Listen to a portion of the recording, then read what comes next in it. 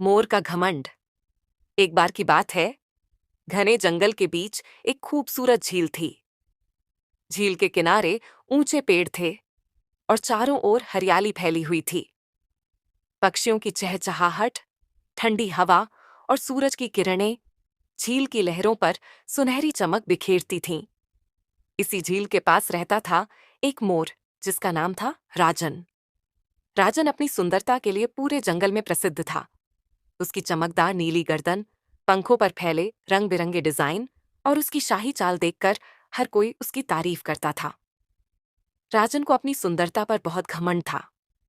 जब भी वह अपने पंख फैलाकर नाचता था, तो जंगल के सभी जानवर मंत्रमुग्ध होकर उसे देखते थे। खरगोश, हिरण, तोता, कबूतर सभी उसकी तारीफ करते नहीं थकते थे। राजन को लगता था कि वह सिर्फ एक मोर नहीं, बल्कि जंगल का राजा है। कोई मुझसे ज्यादा सुंदर नहीं है, राजन ने एक दिन झील में अपना प्रतिबिंब देखते हुए कहा।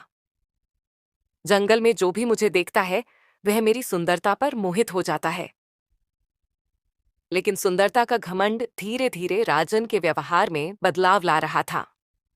वह अब छोटे जानवरों से बात नहीं करता था।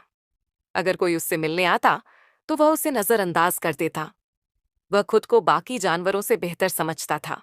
एक दिन जंगल में जोर की बारिश हो रही थी। सभी जानवर झील के किनारे एक बड़ी चट्टान के नीचे छिप गए। एक छोटी सी गिलहरी, जिसका नाम चिंकी था, भी राजन के पास जाकर छिपने लगी। राजन भाई, क्या मैं यहाँ बैठ सकती हूँ? चिंकी ने विनम्रता से पूछा।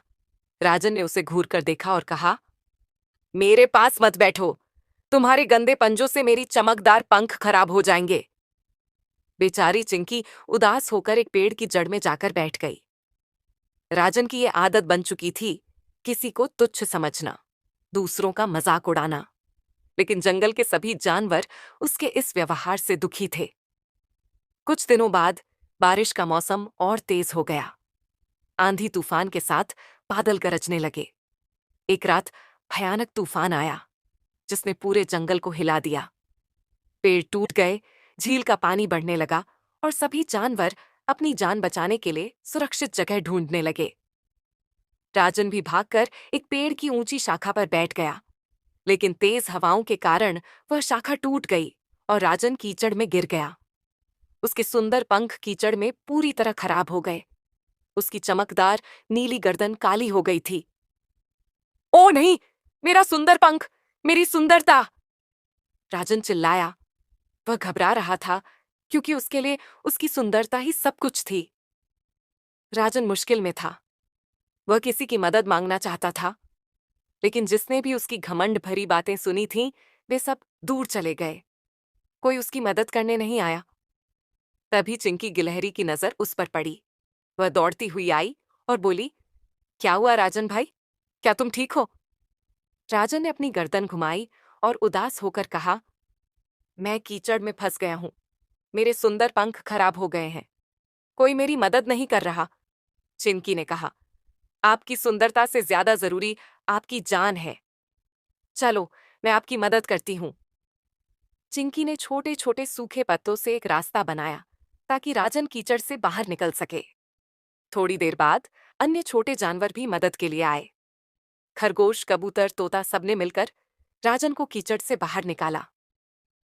राजन जब झील के किनारे बैठा था, तो उसने अपनी हालत देखी।